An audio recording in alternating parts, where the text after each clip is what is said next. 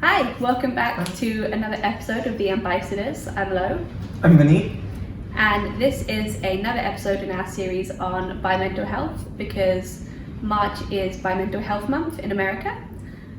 We don't have Bi-Mental Health Month here in the UK, but I think we're adopting it for these videos. Because it's such an important topic and one that's really underspoken about.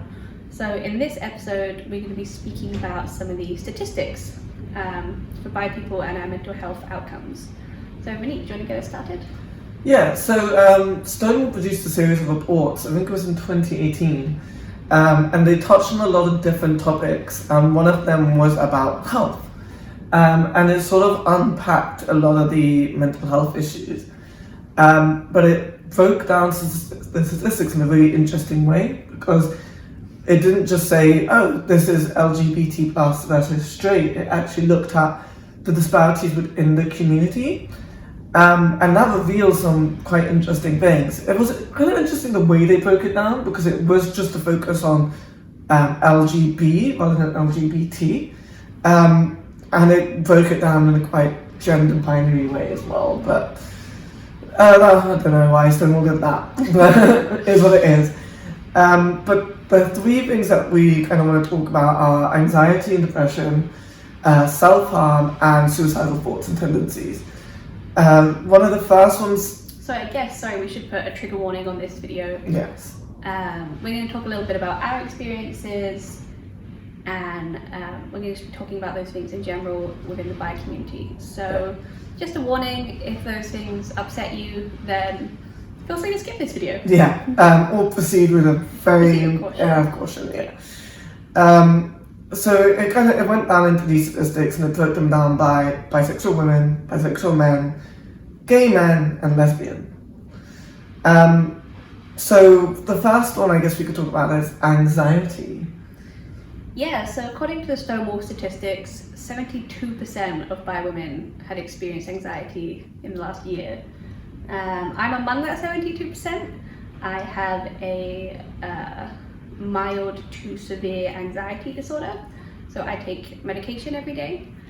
And it's quite a weird one to talk about, because I obviously don't have anxiety because I'm bisexual.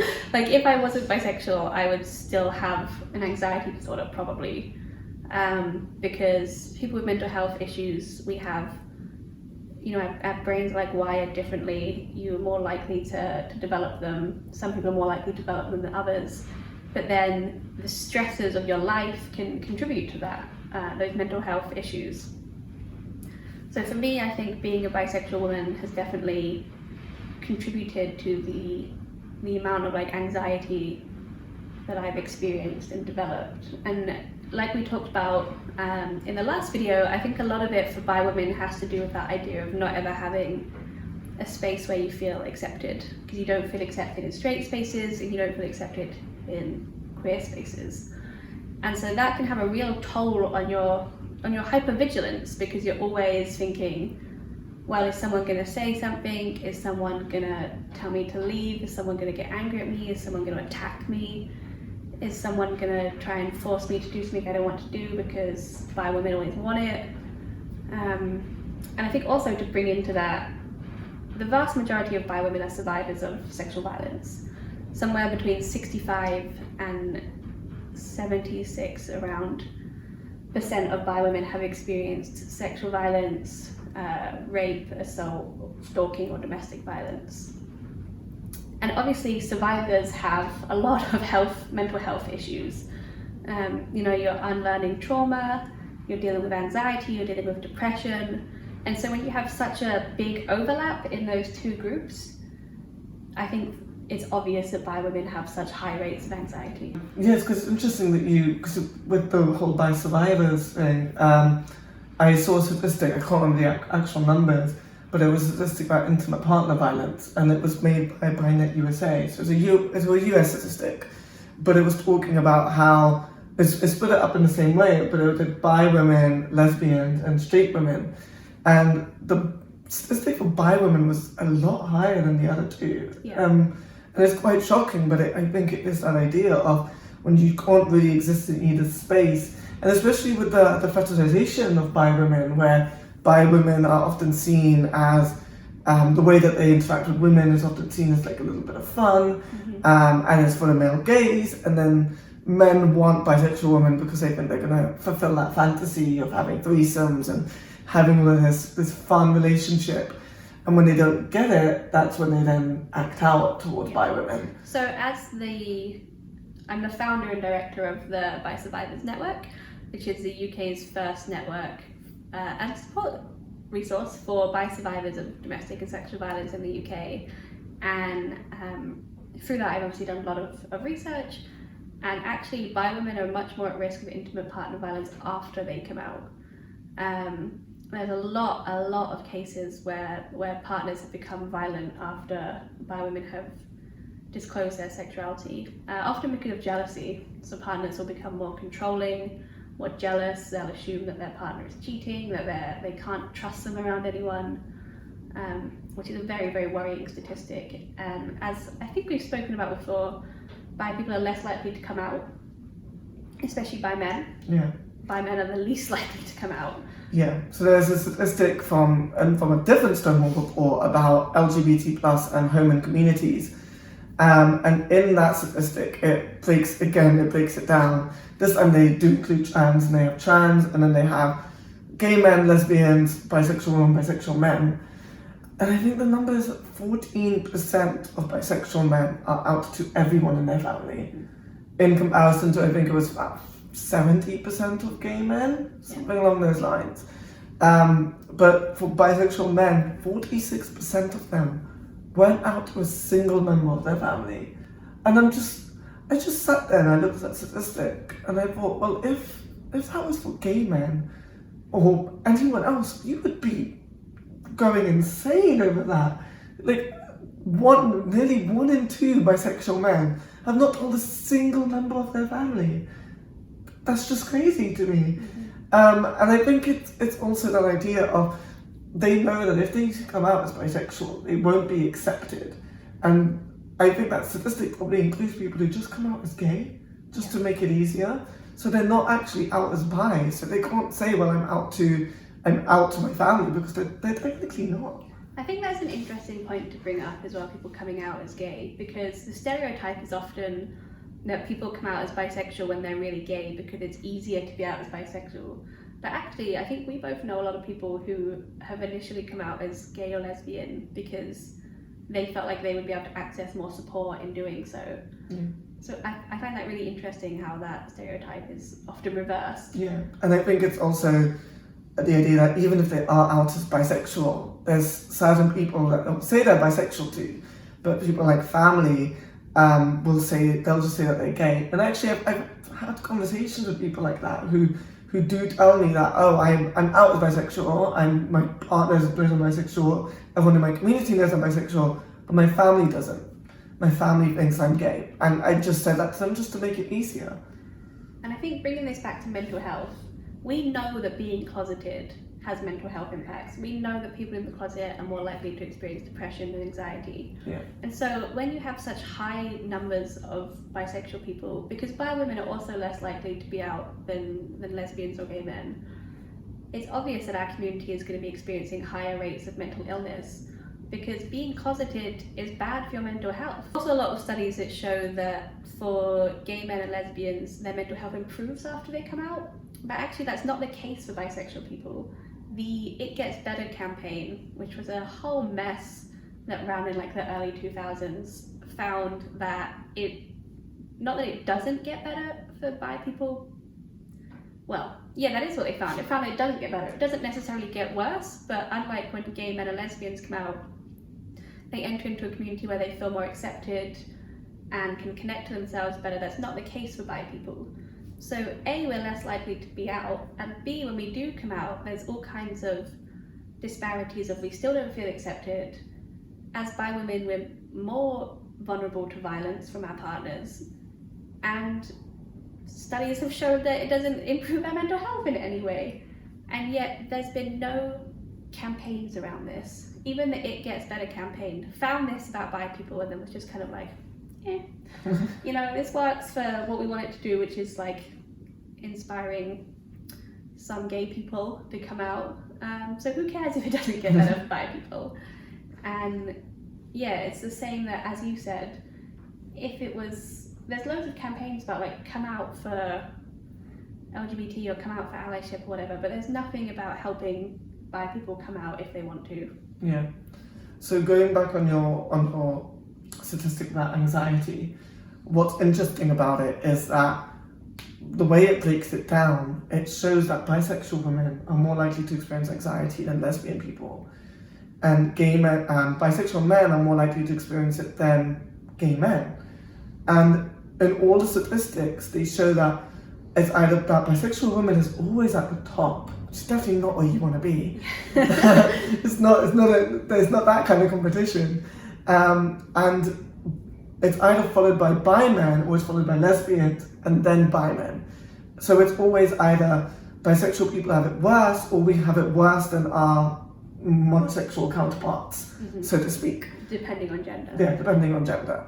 And it's a constant theme, and every time I've talked about this, people try and chuck it back at me and go, you're trying to play oppression Olympics, which is definitely not my intention and it's never my intention. But it's a really important thing to talk about because we need to discuss, well, why is this disparity within our community? Why does it exist? And then, what are we going to do about it? What are we going to do about it? So it's the problem because I tend to discuss this in the context of biphobia. And I'm never once trying to say, we have it worse, so you don't need to talk, or we don't need to discuss the issues that gay men and lesbians face, because we definitely do. There's a massive mental health crisis within the LGBT plus community as a whole. Yeah. But when we drill deeper and we see that there's this disparity, we need to realize that this comes from the fact that there is biphobia not only within the straight community, but also within the gay and lesbian community and the LGBT plus community, which means that we don't feel like we can access resources and feel comfortable in these spaces, which means that we just feel caught between two worlds, which just makes the problem that queer people face as a whole exacerbated, which is why it's higher. And it's not something that we discuss, but we really need to. Something that I've seen a lot of bi activists discussing, especially older bi activists, is that mental health organisations like Stonewall, like HRC, like any of the others, are happy to use bi people to bolster up the statistics around health disparities, mental health disparities, poverty disparities, in order to access more funding, but then aren't willing to put any of those resources towards bi people who have bolstered those statistics of LGBT people facing oppression. And whenever I talk about that, people always say, oh, what, you're trying to take resources away from gay men and lesbians and trans people? No, I'm trying to say we need more resources. And also, the fact of the matter is, if you look at where the money goes, virtually none of it goes to buy specific resources. There are some years in America where out of like millions of pounds of funding for LGBT resources, it's been like $500 went to buy specific organisations. In the UK, I think it's something like less than 1% of funding goes to buy specific organisations. And this is the thing, is like when you actually enter the bi spaces and you meet bi people and bi activists, everything's run on a shoestring. And by a shoestring, I mean the pennies they found at the back of a couch.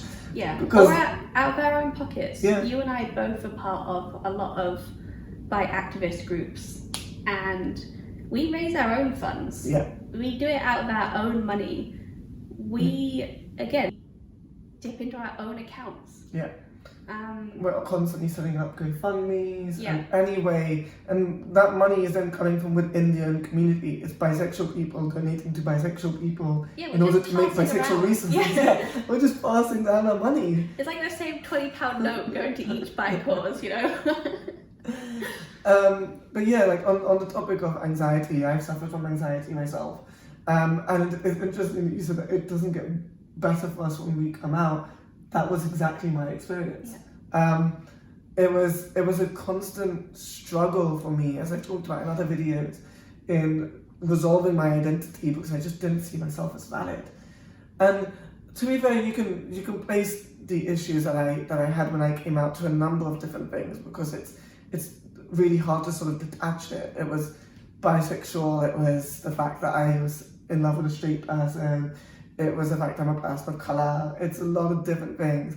But when I came out, my mental health went further through the floor. Like, I thought it was, I hit rock bottom, and then somehow the rocks at the bottom fell apart and I kept falling. You hit a rockier bottom. Yeah, and I just kept going. And I experienced issues with anxiety, I experienced issues with suicidal thoughts, and it was a real struggle to take myself back out of that hole.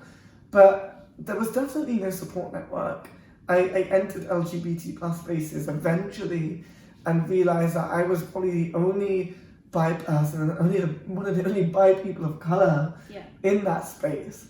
So I couldn't find anyone that actually related to me, let alone actually finding resources. And I only really found resources once I had to do all of the work myself to pull myself out of that hole. And it was hard and it was difficult. And it could have easily have gone the other way. And I'm actually writing a piece, I don't know if it'll be out before or after this video, around a lot of the experience I faced both in the past and now. And again, it's a lot more complicated because it's a lot of personal issues as well.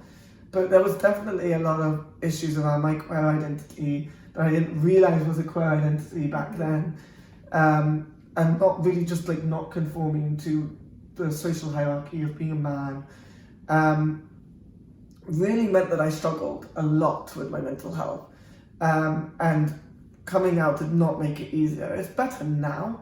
It got easier later, but it got better later, but it wasn't better the second I came out. It wasn't I came out, suddenly everything's amazing. It's I came out, let's go straight through the floor. And then eventually, a year and a half later, I finally picked up the piece and finally reached the greener grass. Sorry. And I wrote about this for, again, don't know if it'll be out before or after this, but I wrote a little bit about this for Unicorn, and I talked about my experiences of going through the years and how when I finally did come out, I fell through the floor, and then a year later found something better. But in that Stonewall report, it shows that half of bi women have considered life not to be worth living in the year that the report was conducted, and a third of bi women had self-harmed, or just under a third of bi women had self-harmed in the past year. So that is a terrifying statistic. And in both of those statistics, bi men are actually the second one down, because it's 43% of bi men didn't think life was worth living. I can't remember the exact statistic for bi men, but it's about 18%. So it's weird because it shows how big that gap is as well for self-harm. It's 10% different. So it's insane just how much worse, just even looking within the bi community, how much worse bi women have it as well. So it's definitely something that we need to be discussing more, but it isn't being talked about. So personally, I have recurrent depression, which is a depression that just won't quit. So that means that I refer to them as cycles, and I'll have a couple of months where I'll go into a massive depression spiral, and then I'll have a couple of months off, and then I'll go into a massive depression spiral again. I also experience something sometimes called double depression, which is when one spiral will start before the other spiral is ended. So I'll be in 2 spirals at once, which is awesome. And I don't think I know a single bi woman who either doesn't currently have depression or hasn't dealt with depression. And so that is that statistic right there. Like, that's the human version of it, is that I can't think of a single bi woman in my life who hasn't had depression. And that's so scary. And I don't know why I don't know why Stonewall isn't running a campaign right now about supporting bi women through depression. The only resource that I can think of in the UK specific to bi people for mental health is that Mind, as part of their Mind Out campaign, produced a really, really good pamphlet on bi mental health and how to support bi people. But that's the only bi-specific mental health resource that I can think of. And it's frustrating because when you enter these spaces and you want some sort of support network, and it's so focused towards monosex people. It's Monosexual. So, Monosex. And it is really frustrating because when you do enter these spaces and you're looking for resources, and it's so focused towards monosexual people, you don't know whether you're going to be fully understood or fully supported in the way that you need. Or whether you're going to experience aggression. Yeah. Like we've said, every time we've tried to speak out about these statistics, we've had people claim that we're playing oppression Olympics or saying that gay people don't have it hard. So every time that you go into a space and you're kind of like, oh hey, is there something available specifically for bi people here? You don't know whether you're A, gonna be told just no, or B, get told to like fuck off. So like for me personally, like I said, I've experienced this a lot in my life, but I recently went through CBT, and at that point I was diagnosed with sort of mild levels of anxiety and depression. But if it's only because I went through that more recently after I've done a lot of self-care and a lot of recovery myself, but I've gone through a lot of peaks and troughs throughout my life, and there were definitely periods of life where I was having daily thoughts of suicidal thoughts. And definitely wouldn't have been putting down how likely are you to do something? That definitely would have been a lot higher than it was when I went through CBT. But it is something that for me, definitely, I can't imagine that going away. Yeah. There are definitely going to be periods where that will come up, and I definitely wouldn't be able to do things, and I will just sort of sit there in a bit of a blur, and I wouldn't be able to focus at work. And I think that's a thing that it's never going to go away, and we just need to be supporting these people as best as we can, to make sure that when they do go through a spiral, that they do have someone around them to make sure that they are looked after. Yeah, so I've probably had recurrent depression. I've definitely had anxiety my whole life. I've probably had recurrent depression since I was a young teenager, because I've dealt with suicidal thoughts since I was a young teenager. To the point where they just kind of became like the background noise of my brain. They were like my brain's screensaver. Yeah. And I've had a lot of therapy on and off. I've done CBT, I've done talk therapy, I've done a combination of CBT and talk therapy, and actually therapists are not well trained for dealing with bi people. This is another statistic that I can't remember off the top of my head, in that when bi people do reach out for support, we're more likely to have a negative experience. And that's true both for mental health, and that's true both for experiencing sexual or domestic violence. So one therapist I was talking to her about bisexual issues, and then I came back for my next therapy session, and she was asking me all these questions about bisexuality, about, whether what we experience is called homophobia or lesbophobia, and then I had to explain to her what biphobia was, whether I consider myself to be like more of a lesbian than a straight woman. And I was like explaining this stuff to her, and I was like, hang on, I'm paying you right now. I'm paying you for this time where I'm explaining bi issues to you. Like, Google it, pal, Yeah. And like, even in my most recent experience with therapy, I ended up having a TERF as a therapist, which is a story I'll tell at another time. But she was slightly more educated on gay issues, but again, like, I don't really think she understood bisexual issues and how that played a part in my experiences of mental health illness. So again, it's not just that we feel isolated from these resources, it's that when we do seek them out, they're not equipped to deal with us. And I think it's really important that there is more bi-inclusive policies, language, training. And like we were mentioning earlier, that like the same £20 is getting passed around all bi activists.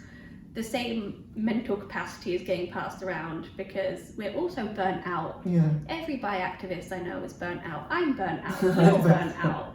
And so we organise something, we burn ourselves out, so we take a break, so the next person organises something, they burn themselves out. And so we're just passing around the same support, the same like 5% battery life on our brain space. We are a community in crisis, I think, and we've been a community in crisis for decades. And it's been known that we've been a community in a mental health crisis and in other spaces for decades. And yet, no one has thrown a life preserver to us yet. And I don't know what to do, because when you're drowning, you can't get out of the water and say, hey, give me a fucking life preserver. And we are drowning as a community. Yeah.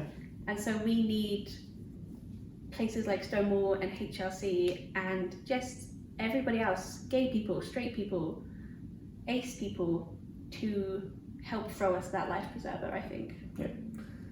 So that's something that we'll touch on in a future episode, about how you can be better allies, because we have a lot to say about that. Yes, obviously. Obviously. But for this episode, and let us know in the comments below if you have experienced mental health issues. Obviously it's a personal topic, so feel free to not share that if you don't want to. But maybe what your thoughts are on how we can do better and what you would like to see in terms of support networks. And of course we will link that Stonewall report that we've been talking about, we'll link some other research, and we will link some places that we think are good support resources. So the Mind leaflet will link, and you were mentioning some resources that you found when you first came out. So we'll also link those, and hopefully you can reach out to them. So for next episode, we'll talk a little bit more about the bi discourses that we see, which are always fun, especially online. So make sure you like and subscribe, and we'll see you in a future episode.